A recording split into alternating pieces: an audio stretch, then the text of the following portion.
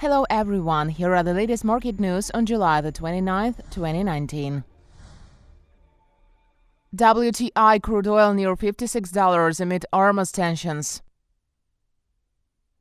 American crude oil traded near $56 a barrel as the UK deployed a warship to the Strait of Hormuz to help escort commercial ships. Oil was heading for its second monthly loss this year on tensions in the Middle East. The UK has sent one of its Type 45 warships to the region after Iran seized the British oil tanker as the US seeks to build a coalition to protect vessels traversing the strait. West Texas Intermediate for September declined 17 cents to $56.03 a barrel on the New York Mercantile Exchange. The contract added 18 cents on Friday, rising for the fifth time in 6 days. Brent for September settlement fell 34 cents to $63.12 a barrel on the ICE Futures Europe Exchange. It marked a 1.6% weekly gain on Friday. Stocks decline ahead of rate cut in the U.S. Stocks in Asia were down on Monday as markets anxiously counted down to a likely cut in the U.S. interest rates this week. Futures for the pan-European index Euro Stoxx 50 and Germany's DAX decreased 0.1% in early deals, though London's FTSE futures were a shade higher.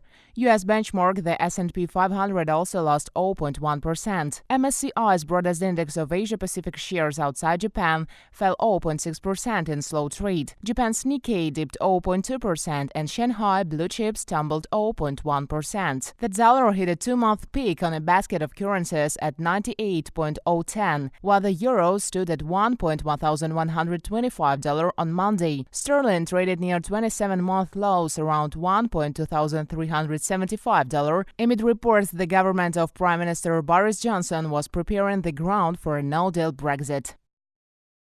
Biggest investment banks face lawsuit from UK.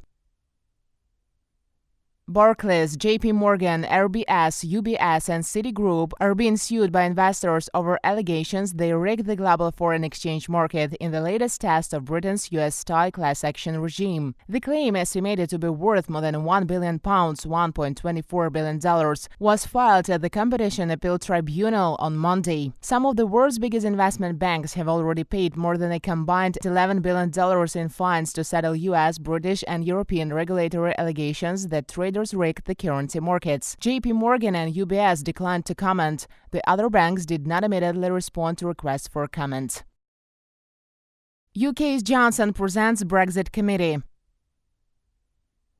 UK Prime Minister Boris Johnson has unveiled a special Brexit cabinet committee tasked with handling the UK's preparations for a no-deal exit from the EU, now considered the government's #1 priority. During a Sunday conference call, the PM told the cabinet the new group will meet daily and direct operations from the cabinet office briefing rooms, typically used by ministers for emergency responses. It will convene for the first time on Tuesday, consist of a tight number of ministers, and will be chaired by Michael Gove, who was tasked last week of overseeing no-deal Brexit plans in his role at the Cabinet Office. Boris Johnson is expected to outline a £300 million funding for communities in the devolved nations, as he claims it is vital to renew in ties that bind out the United Kingdom as the government prepares for Brexit.